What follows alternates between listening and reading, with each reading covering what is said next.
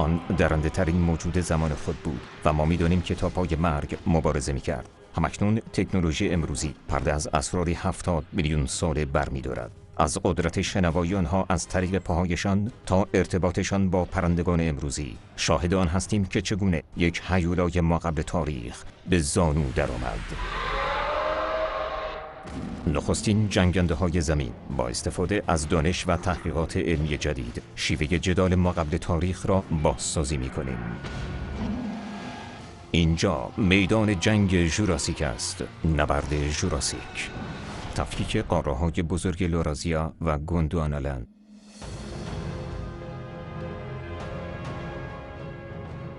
زمان 70 میلیون سال پیش است و ما به جهان ماقبل تاریخ باز می‌گردیم.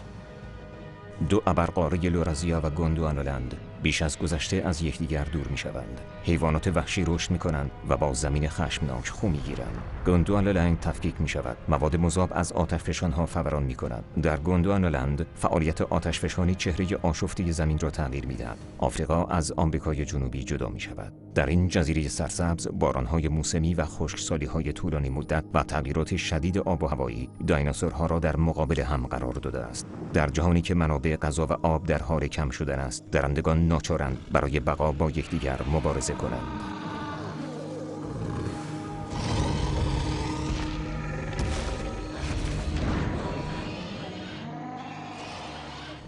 Life on Madagascar during the late Cretaceous was pretty difficult. The world's climate was changing and it forced dinosaurs to adapt. The larger the landmass, the less of an impact these changes had. But when you live on a small island, these changes are intensified. So to deal with them, dinosaurs on the island of Madagascar had to adapt in ways that other dinosaurs would never dream of.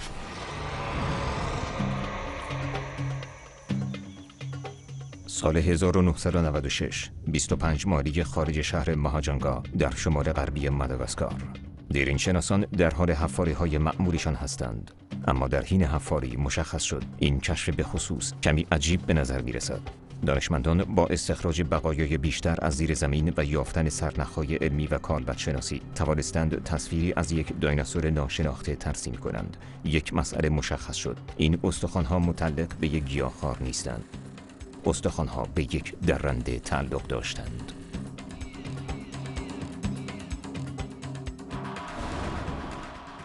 We can very often tell whether bones belong to herbivores or carnivores just by looking at them.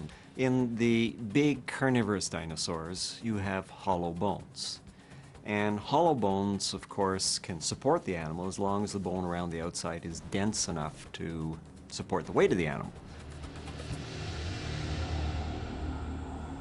دیرین شناسان در آزمایشگاه متوجه مسئله حیرت انگیزی شدند. روی استخوان‌ها آثار عجیب و خراش‌های عمیقی وجود داشت. فاصله بین خراش‌ها 10 تا 17 میلیمتر بودند. دانشمندان با تعجب فراوان متوجه شدند که اینها آثار گاز گرفتگی هستند. آیا ممکن است نبردی حماسی در این منطقه رخ داده باشد؟ آیا دانشمندان شاهد یک صحنه جرم 70 میلیون ساله بودند؟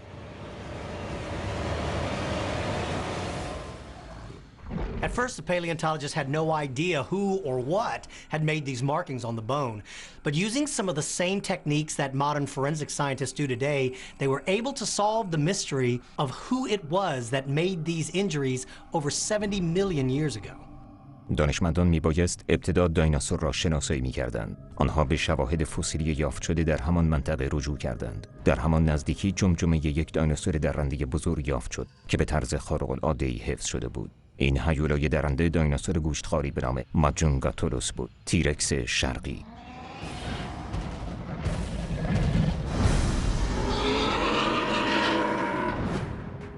این کشف جالب باعث شد تا دیرین شناسان بتوانند به داخل جمجمه این دایناسور کمیاب نگاهی بیاندازند. دکتر لارنس ویتمر از دانشگاه اوهایو سرپرست یکی از پیشرفته‌ترین آزمایشگاه‌های تحقیقاتی دایناسورها در جهان است. او با استفاده از پیشرفت‌های فناوری علمی نوین می‌تواند بیش از هر زمان دیگری از اسرار استخوان‌ها و حفره مغز مطلع شود. تصاویر توموگرافی کامپیوتری دریچه جدیدی را به سوی درک رفتار دایناسورها و معمایی که در اینجا اتفاق افتاده باز می‌کند. CT scanning is a medical technology that allows us to look inside an object. But we can use that same technology on dinosaurs, to look inside their skulls, to see through the rock, to see how these animals are built. We can look at the bony brain cavity in CT scan, and from that, extract what the form of the brain was like, as well as all of the tissues that are surrounding that. ویتمر و گروهش با تهیه تصاویر توموگرافی از جمجمه ماجونگاتوروس سرنخ‌هایی از این حیوان گوشتخوار به دست آوردند. سرنخ‌هایی درباره قدرت بینایی، شنوایی، حفظ تعادل و چالاکی. اکنون دانشمندان با مقایسه اندازه و شکل مغز و کانال‌های گوش داخلی این حیوان با پرندگان و خزندگان امروزی درک بی‌سابقه‌ای از رفتار ماجونگاتوروس، نحوه زندگی و شیوه مبارزه اش دارند. در نگاه اول جمجمه جزئیات غیر معمولی را نشان می‌دهد. سطح خارجی پوشیده از ماده قطور و سختی است که به شاخی به ضخامت 3 اینچ که از رأس جمجمه بیرون زده منتهی می‌شود. What makes this male Majungatholus look so odd are the bumps and strange horns and spikes that stuck out all over its skull. These are actually designed to show rivals that this male is a mature adult. They're also designed to attract a mate. These odd horns and spikes were probably brightly colored. These are makeup. It's the signal that screams to the ladies, check me out. One of the interesting things about the horn of Majungatholus is that it is very rough and the bone is very sort of cauliflower-like and bumpy. And in fact, that bumpiness actually pertains to most of the skull. باف شاخ سرنخ با ارزشی بود. سر حیوان نر تنها یک کلاهک تزئینی نبود، سلاحی بود که برای مقابله با رقیب و شکار از آن استفاده می‌کرد. یک شاخ واقعی. One of the things that we think is going on with the bumpy skin of Majungatholus is that it relates to combat. They're potentially actually interacting in a very direct physical way, head-to-head or head-to-flank kind of combat. It's a very unusual kind of thing, the kinds of structures that we don't really see in animals like Ceratosaurus, where the horns we see are almost delicate kind of structures. So what we see with Majungatholus is a kind of structure that was built for combat. When you look at the design of the skull of Majungatholus, you can compare that to modern-day bighorn sheep. It's very heavily built and perfectly designed to take a heavy beating. بیش از 70 میلیون سال پیش ماجونگاتوروس حمله کرد و تا پای جان به مبارزه ادامه داد. شواهد فسیلی به دست آمده حاکی از آن است که جزیره ماداگاسکار دارای پوشش گیاهی و جانوری مختلفی بود، اما ماجونگاتوروس در رأس زنجیره غذایی جزیره قرار داشت، درنده برتر.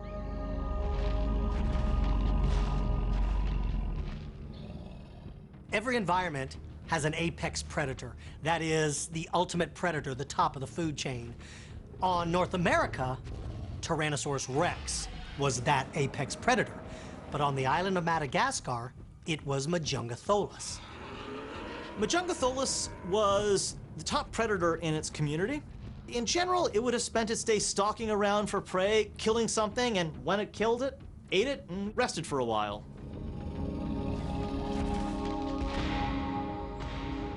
با کشف استخوان‌های بیشتری از صحنه جرم احتمالی، دانشمندان تصویر واضح‌تری از وحشت حقیقی موجود در جزیره را به دست آوردند. یک شکارچی که روی 2 پای خود حرکت می‌کرد، ارتفاع پاهایش 9 فوت، بدنش 28 فوت و وزنش 1 تن بود، هم اندازه یک فیل نابالغ. ماجونگاتوروس جدا از اندازه و جمجمه مسلح، سلاح دیگری نیز داشت که او را به موجودی بس خطرناکتر تبدیل می‌کرد. دهانی پر از دندان‌های کنگره‌دار مخصوص بریدن گوشت. بررسی دقیق‌تر آرواره‌ها نشان داد که ماجونگاتوروس نیز مانند کوسه یک ردیف دندان‌هایی دارد که دندان‌های جدید را مرتباً جایگزین دندان‌های فرسوده می‌کند. The teeth of Majungatholus were pretty incredible. They were replaced throughout its entire life. When a tooth got dull, it would fall out and be replaced by a brand new tooth. They were also serrated on both the front and back edges, making them perfect for slicing meat. اما ماجونگاتوروس یک سلاح دیگر هم داشت و با استفاده از دم خود میتوانست صدمات مرگباری وارد کند. دایناسور با تکیه بر استخوان‌ها و عضلات قدرتمند دم میتوانست آن را مانند یک چوب بیسبال غول‌پیکر به اطراف حرکت دهد. با اینکه ماجونگاتوروس جانور قدرتمندی محسوب میشد، اما عاری از ضعف نبود. حتی پادشاه جنگل نیز نقاط ضعفی داشت. ضعف نخست او دستان کوچک و غیر عادیش بود. Majungatholus's arm is incredibly short. It's got an upper arm bone, but its forearm has shrunken, so it's basically a wrist. From the elbow to the hand is probably less than a foot. It definitely does not have any functional grasping ability. It doesn't have any slashing ability. It's basically a vestigial arm. ضعف دوم پاهایش بود که در مقایسه با اندازه کلی بدن نسبتاً کوچک بودند. The length of dinosaur legs certainly had an effect on how fast they were. Animals with longer legs were presumably faster than animals with shorter legs.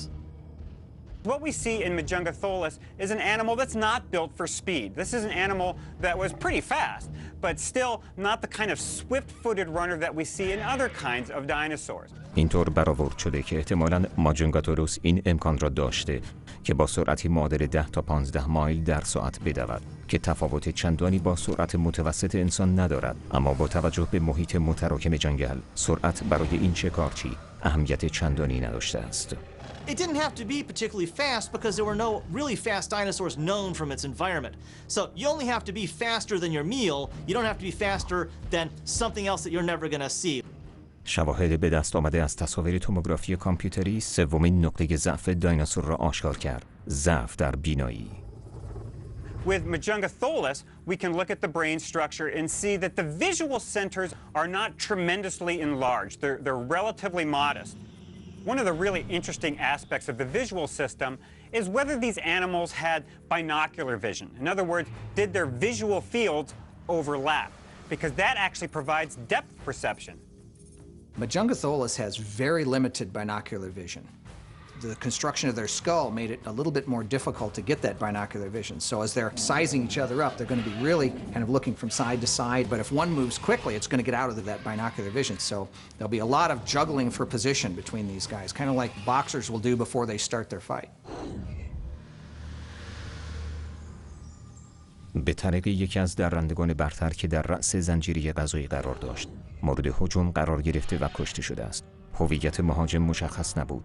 شواهد فسیلی وسعت دید محققان را درباره رفتار ماجنگاتوروس و حادثه‌ای که احتمالاً اتفاق افتاده توسعه داد. اما تنها چند اینچ در زیر سطح زمین یک سرنخ جدید مدفون شده است. سرنخی که یکی از بحث برانگیزترین قطعاتی است که تاکنون از دایناسورها کشف شده است. در آن سوی جهان زیستشناسان بقایای دایناسوری به نام ماجنگاتوروس را کشف کردند. روی استخوان‌های به دست آمده آثار جراحت و زخم‌های عمیقی وجود داشت که از وقوع یک درگیری شدید حکایت می‌کند. آثار گاز گرفتگی آنقدر وحشیانه بودند که بریدگی‌های عمیقی روی استخوان‌ها بر جای گذاشته بودند.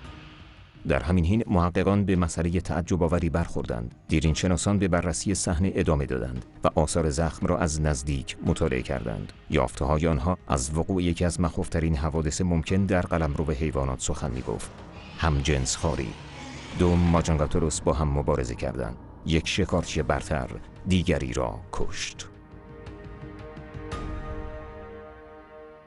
On the island of Madagascar, they made a pretty incredible discovery. They found the fossilized skeleton of a Majungatholus with bite marks from another Majungatholus. This is absolute evidence that a battle took place and one Majungatholus killed the other. برداشت عموم این است که اکثر دایناسورهای درنده همجنسخوار بودند، اما در واقع این اکتشاف اولین مورد واضح همجنسخواری دایناسورها بود که از دوران ماقبل تاریخ تا کنون بر جای مانده است. When the paleontologists studied the tooth marks, they used high-powered microscopes to look deeper into the evidence. What they found were telltale signs of serrations, meaning the culprit who chewed these bones had serrated teeth and jaws powerful enough to cut the bone. Since no other dinosaur on Madagascar had been found with teeth this large, it pretty much ruled out all other predators. با اندازه‌گیری عرض، طول و لبه‌های کنگره‌دار دندان و محاسبه فاصله بین دندان‌ها در آرواره‌ها، محققان به این نتیجه رسیدند که دندان‌ها و آرواره‌های ماجنگاتوروس با آثار گاز گرفتگی روی استخوان‌ها کاملاً مطابقت دارد. Majungatholus has serrated teeth. Each one of those little serrations is called a denticle. The denticle marks found in the bones were spaced about 0.48 millimeters apart. In studying Majungatholus teeth, paleontologists discovered that they had an average spacing of about 0.5 millimeters. That's nearly identical to those left on the bone. آنچه تصور میشد یک حفاری معمولی است از مبارزه‌ای فراتر از تمام مبارزات پیشین پرده برداری کرد. دو ماجانگاتوروس تا پای مرگ با یکدیگر مبارزه می‌کنند. اما یک سوال بر جای می‌ماند: آیا این آثار گاز گرفتگی نتایج حاصل از یک درگیری بود یا واقعاً یک ماجانگاتوروس دیگری را خورده بود؟ We know this wasn't just fighting, not just bite marks on the snout, for example. These are tooth marks that are on the inside bones of the body, on leg bones and backbones and ribs that you couldn't get to from the outside. So clearly, at least on occasion, Majungatholus ate other Majungatholus. اکنون که دانشمندان مدرکی در دست داشتند که ثابت می‌کرد با یک نمونه همجنسخواری روبرو هستند، آیا شواهد دیگری از نحوه مبارزه این همجنسخوارها وجود داشت؟ دیرینه‌شناسان علاوه بر تصاویر توموگرافی کامپیوتری و بقایای فسیلی برای یافتن سرنخ میبایست رفتار حیوانات امروزی را نیز بررسی می‌کردند. The one thing that doesn't change in the animal kingdom is behavior. All animals, including man, have the same basic behavioral traits as our ancestors. Knowing this, paleontologists are able to look at modern life as a way to understand the behavior of prehistoric life. فرض بر این بود که ماجانگاتولوس نر جانور تنومندی بوده است، اما اکنون فرضیه جدیدی مطرح شده که ماهیت مبارزه را به طرز چشمگیری تغییر می‌دهد. ساختار بدنی ماجانگاتولوس ماده چگونه بوده است؟ محققان در حین بررسی فسیل‌ها این سوال را مطرح کردند: آیا ممکن است یکی از دایناسورهای این درگیری ماده بوده باشد؟ این سوالی است که پاسخ آن ساده نیست، اما با بررسی بقایای فسیل شده دایناسورهای مشابه و مشاهده رفتار حیوانات امروزی برای یافتن سرنخ، دیرینه‌شناسان برای یافتن پاسخ این سوال وارد عمل شدند. گام نخست مقایسه ساختار بدنی دایناسور ماده با دایناسور نر بود. Majungatholus, like most theropods, most meat-eating dinosaurs, there was probably a sexual size difference between the males and the females. In Tyrannosaurus rex, we know that the biggest and baddest ones were females, but we don't know yet, because we don't have enough specimens, how Majungatholus fit into that scheme. با اینکه شاید از نظر اندازه با هم متفاوت باشند، ولی ساختار اولیه اسکلتشان متحدالشکل است. جانور ماده نیز باید همان دست و پای کوتاه، دندان تیز و دم قدرتمند را داشته باشد. اما از نظر ظاهری چطور؟ آیا دایناسور نر و ماده یک شکل هستند؟ When we look at lots of different kind of animals today, and people are a good example, the males and the females look different. We call that sexual dimorphism. And a good question is was Majungatholus sexually dimorphic? Did the males look different from the females? Once we look at theropod dinosaurs, virtually any species where we have multiple specimens, we do see that there tends to be two morphs or two types once you get to the adult stage. One may be heavier than the other, for example. The other may be more lightly built, more gracile. Or it may be that they have a difference in the crest on top of the head, or the bump on the top of the head in the case of Majungatholus. Unfortunately for Majungatholus and most theropod dinosaurs, we don't have a lot of specimens to work with. اما یک سرنخ وجود دارد. اکتشاف چندین فسیل طی 2 دهه گذشته، از جمله فسیل دایناسورهای پرنده، حاکی از وجود رابطه‌ای بین دایناسورهای پرنده و درنده است. دیرینه‌شناسان با توجه به فسیل‌های کشف شده معتقدند که ماجانگاتوروس نر مانند پرندگان نر رنگ روشن‌تری داشته و از نمونه ماده زیباتر بوده است. In order to understand things like color and behavior of prehistoric life, we have to look to modern life to give us those clues. Well, Majungatholus and birds are related. We know that. The evidence is very clear. And birds, the males, have a much brighter color pattern. Male birds also have strange ornamentation on their skull. Look at a guinea fowl or look at a turkey. You'll find that the female skulls are relatively plain and the male skulls are very bright and have a lot of these fleshy appendages that make them attractive. One thing that we can sort of suggest is that animals that clearly had visual display organs, things on their body, is that they probably used them. It's very reasonable to suggest that these different kinds of structures that we see on the skull of Majungatholus or even other kinds of predatory dinosaurs are in fact the kinds of features that would be used in courtship displays among these different kinds of animals. علاوه بر رنگ پوست، تزئینات روی جمجمه و اندازی بدن، یک اختلاف واضح دیگر نیز بین حیوانات نر و ماده وجود داشت. دایناسور ماده بسیار مبارز بود. دایناسور ماده هنگام دفاع از کودکانش بسیار تهاجمی‌تر رفتار می‌کرد. این یکی از تفاوت‌های اصلی است. دیرینه‌شناسان معتقدند که این خصیصه باعث می‌شود تا او مهارت‌های مبارزه خود را افزایش دهد. A full-grown Majungatholus is pretty much able to take care of itself. But babies are a different matter. There's a lot of animals that would love to be able to snuff you out when you're little so that you don't ever grow to full size. Females got to deal with not only things that want to harm her, but things that want to harm her young. And there's a lot more animals that are willing to step up against a baby than there are against an adult. So the female is forced to defend not only herself, but her baby from predators. And that's what gives her fight skills that a male will never have. مانند هر تحقیق دیگری، محیط در حل معما نقش بسزایی را ایفا می‌کند. دوران ما قبل تاریخ نیز از این قاعده مستثنا نیست. دانشمندان باید مانند یک میدان جنگ امروزی، آب و هوا و شرایط اقلیمی محل مبارزه را مورد مطالعه قرار دهند. می‌دانیم زمین از 70 میلیون سال پیش تاکنون از بیشه‌ای متراکم به زمینی باتلاقی و جنگل مانند تبدیل شده است. با توجه به تنوع گیاهی موجود، احتمالاً ماداگاسکار تغییرات فصلی و خشکسالی‌های طولانی مدتی را پشت سر نهاده است. درختان سرسبز و مخروطی که ارتفاعشان به بیش از 100 فوت می‌رسید، بیشتر سطح زمین را در بر گرفته بودند. If you look at any forest today, like Yellowstone Park, for instance, we've done a great job of clearing out the fallen logs and debris that usually litter the forest floor.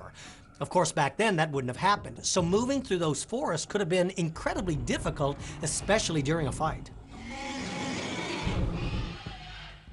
اینطور که پیداست محیط در این تحقیق نقش بسزایی دارد. اکنون دیرین شناسان می‌دانند استخوان‌ها جابجا شده بودند و مسئله به اینجا ختم نمی‌شود. استخوان‌ها بلافاصله پس از مرگ دایناسور جابجا شدند. تنها دلیل این جابجایی یک چیز است: صید ناگهانی.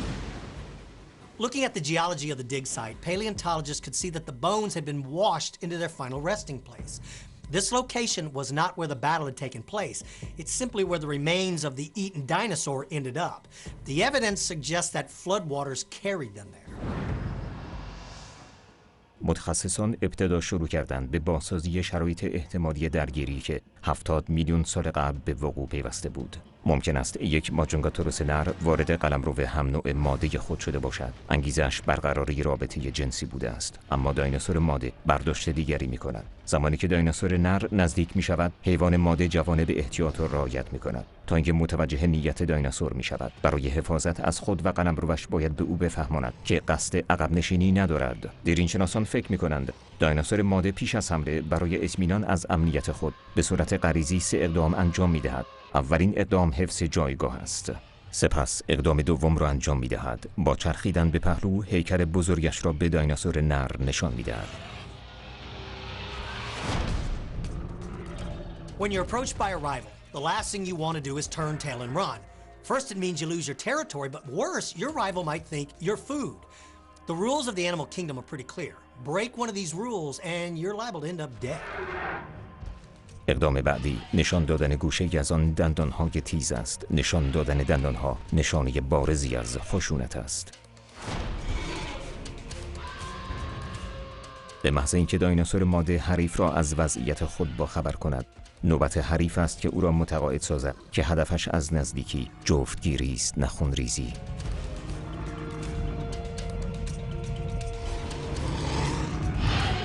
Mating can be a pretty dangerous thing if the object of your desire has 3-inch-long serrated teeth and a bad attitude. The first thing she's going to suspect is that you're there to challenge her for her territory. The male had better do everything possible to show this female that he is not a threat. دایناسور نر برای نشان دادن نیت خود و تغییر خلق و خوی دایناسور ماده شروع به انجام حرکات عاشقانه می کند. شواهد به دست آمده از تصاویر توموگرافی کامپیوتری حاکی از آن است که مغز ماجونگاتوروس بسیار کوچک و ابتدایی بوده است. بنابراین دیرینه‌شناسان معتقدند که احتمالاً این حرکات بسیار ساده بودند.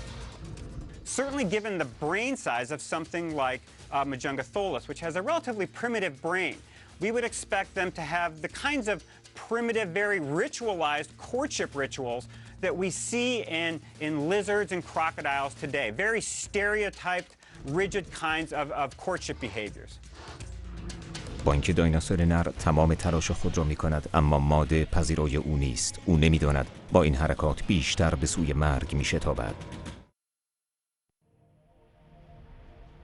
جزیره ماداگاسکار در اثر تغییرات شدید لایه‌های زمین‌شناسی زمین از قاره گوندوانالند جدا می‌شود. این جزیره که در محاصره دریا قرار دارد به سرعت به بهشتی سبز و خرم تبدیل می‌شود. اما این تحولات به شیوه دیگری این محیط بکر و دست نخورده را از بین برد. ساکنان وحشتناکی پیدا شدند. ماجونگاتولوس. در این جنگل مه‌آلود نبرد وحشیانه‌ای بین دو دایناسور نر و ماده به وقوع پیوست. آیا این یک زد و خورد عاشقانه بود یا داستان چیزی فراتر از این است؟ دیرین شناسان در تلاش برای کنار هم قرار دادن قطعات مختلف این معما به مقایسه دو حریف پرداختند. طراحی اسکلت ماجونگاتولوس نشان دهنده قدرت بسیار زیاد این حیوانات است، اما آیا اندازه و قدرت نر و ماده با هم تفاوت داشت؟ We do see some differences between the different specimens that we find of Majungatholus. It's hard for us to know whether those are just differences between different individuals or differences that we can associate to differences in sex. Both of these animals will probably be fairly comparable in terms of their general size and strength and general capabilities. با اینکه این دایناسورها درندگان غول‌پیکری نبودند، اما اندام عضلانی داشتند. این امر روی سرعت و چابکی آنها چه تأثیری داشت؟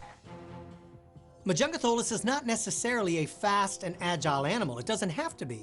It lived on an island, and the prey animals that lived with it were relatively slow. But I think the female would have been a little bit faster and more agile than the male. We know that in this particular group of dinosaurs, when you look at the attachments of the muscles in the legs, that there's some slight differences between the males and the females. The fact that there's a stronger shelf in what we think are the males seems to suggest stronger muscle attachments, and that means that they may have had more powerful muscles in the legs, which may mean that on one hand they were stronger, but maybe on the other hand they were not as fast. علاوه بر ساختار بدنی نیرومند، ماجونگاتولوس نر و ماده آرواره‌ای پر از دندانهای کنگره‌دار و سر گنبد شکل داشتند که از آن مانند دشکوب استفاده می‌کردند. زمانی که در میدان جنگ با حریف خود روبرو می‌شدند، از هر دوی آنها استفاده می‌کردند. Although the male and female may look different, they have basically the same weaponry. They both have that big knob on top of their head, which would be used as a ramming device, but their teeth are their number one weapon. You have the same weapons, basically the same weapons. There's no more teeth, no fewer teeth, there's no difference in design of teeth. It's only in what's going on in their brain and what's going on in their automatic responses to things that are built up over lifetime experiences.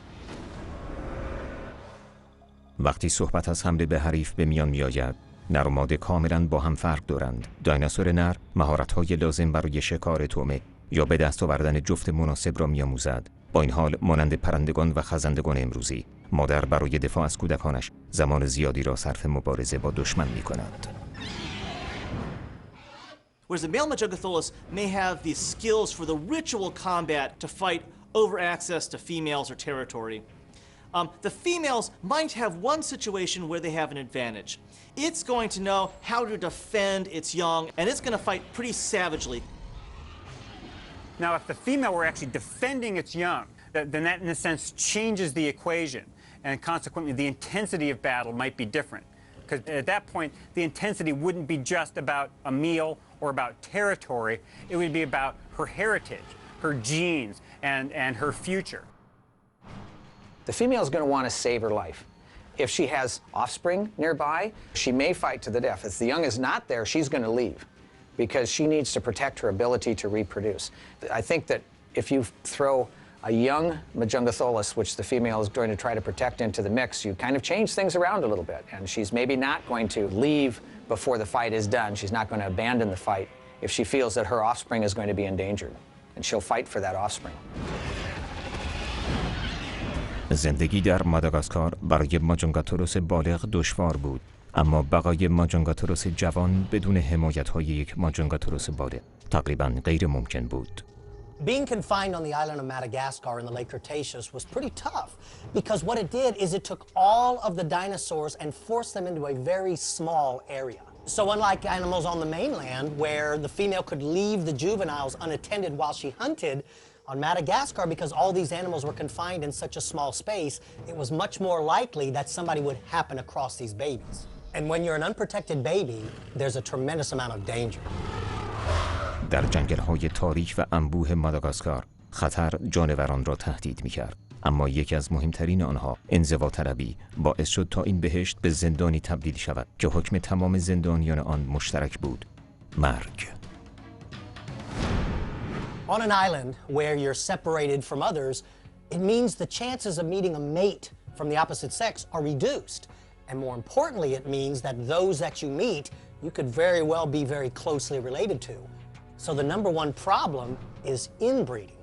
And with inbreeding comes a couple of very nasty side effects, like you have less of a tolerance for disease, your bone structure can be weaker, you're a lot more susceptible to early death. But the number one problem with inbreeding is that the possibility of creating mutations exists. Majungatholus may have had that ugly face because it was the end result of inbreeding. با توجه به مدارک جمع‌آوری شده از حفاری‌ها و مطالعه رفتار حیوانات امروزی، متخصصان می‌توانند داستان احتمالی درگیری ماجونگاتولوس ماده و نر و مبارزه نهایی آنها را تا پای مرگ از نو خلق کنند. سیاره زمین 70 میلیون سال پیش. یک ماجونگاتولوس نر در جستجوی هم نوع ماده خود است. He picks up the scent of a female Majungatholus.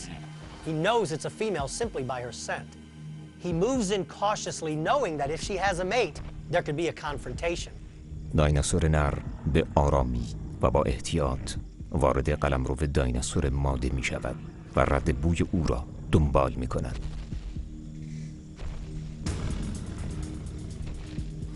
He works his way towards the center of her territory looking for this female.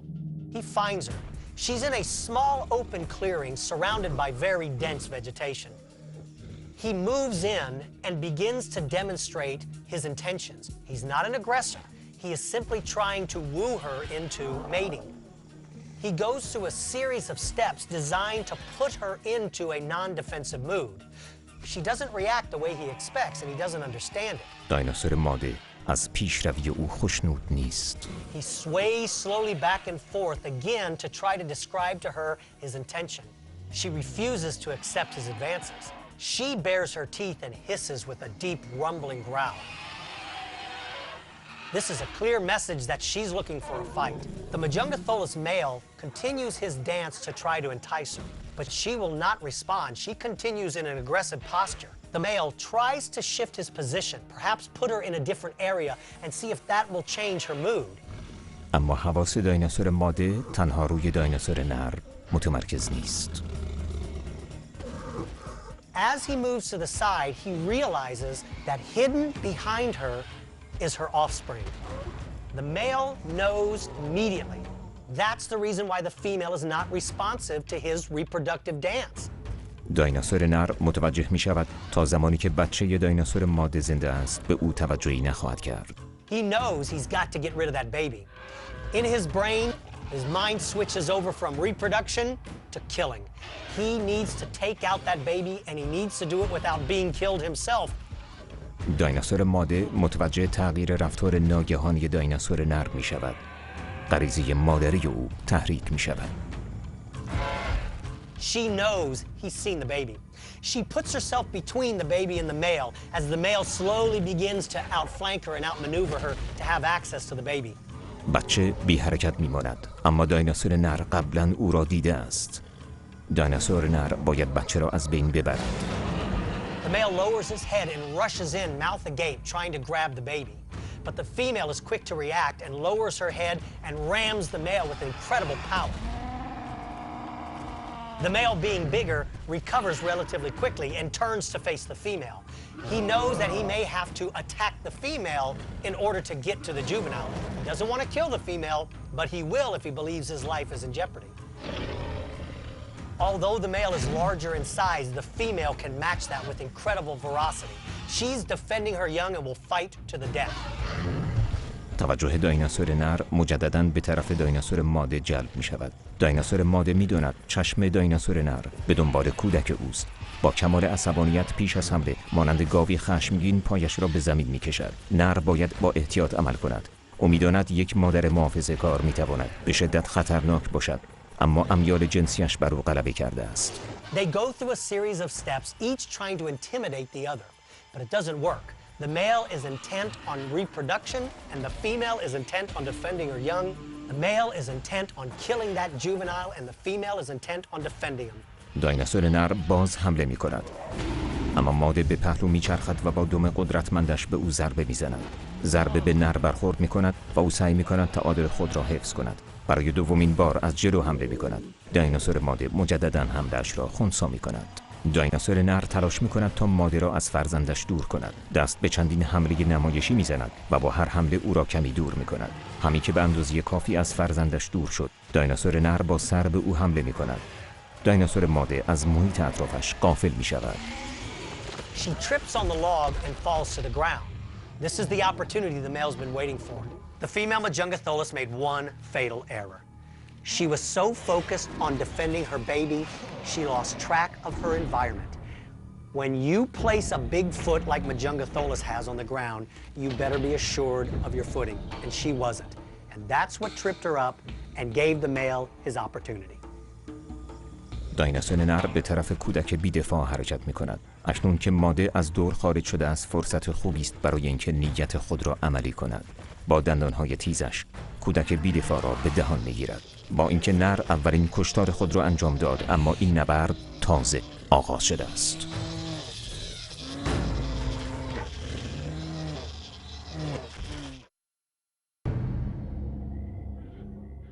70 میلیون سال پیش یک ماجونگاتورس کودک از مادرش جدا می شود. دایناسور نر می داند باید کودک را بکشد تا بتواند با مادرش جفتگیری کند.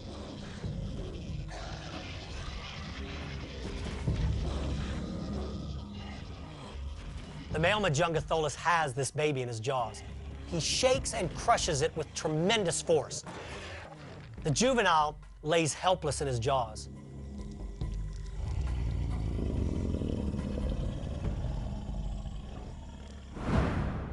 برای لحظه کوتاهی سکوت جنگل را در بر می‌گیرد. سپس ناگهان از لابلای گیاهان دایناسور ماده وارد صحنه می شود. مادر به گلوی دایناسور نر حمله می کند. She now launches an attack on the male and grabs him by the rear of the neck.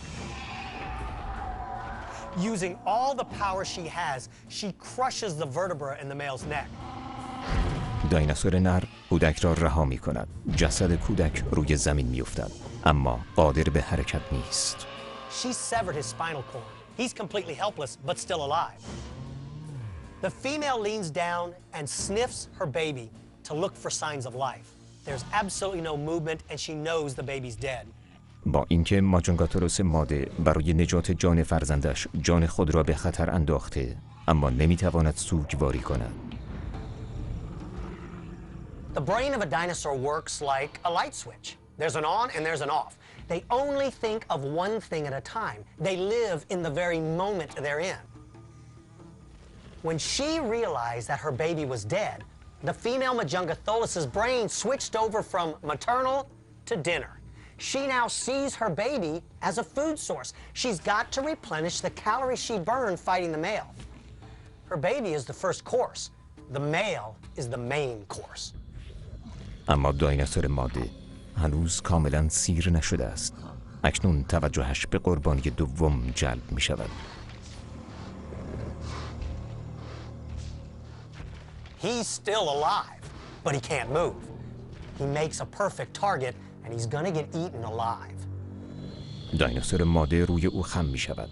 شکمش را می درد و به خوردن ادامه می دهد. The female Majungatholus shoves her head into the stomach cavity of the male. She's seeking the most nutritious parts. She pulls her blood-covered nose out of the stomach, and in her jaws are the liver. This is the most precious part of her prey. The liver is usually the first thing predators are going to eat. It's the largest organ in the body, and more importantly, it's rich in vitamins and iron, and this is something predatory dinosaurs crave. دایناسور همجنسخوار با حرص و ولع به خوردن ادامه می‌دهد تا اینکه سیر می‌شود. This is not an act of vengeance. The female Majungatholus eats the male for sustenance, not to get even for what it did to her young.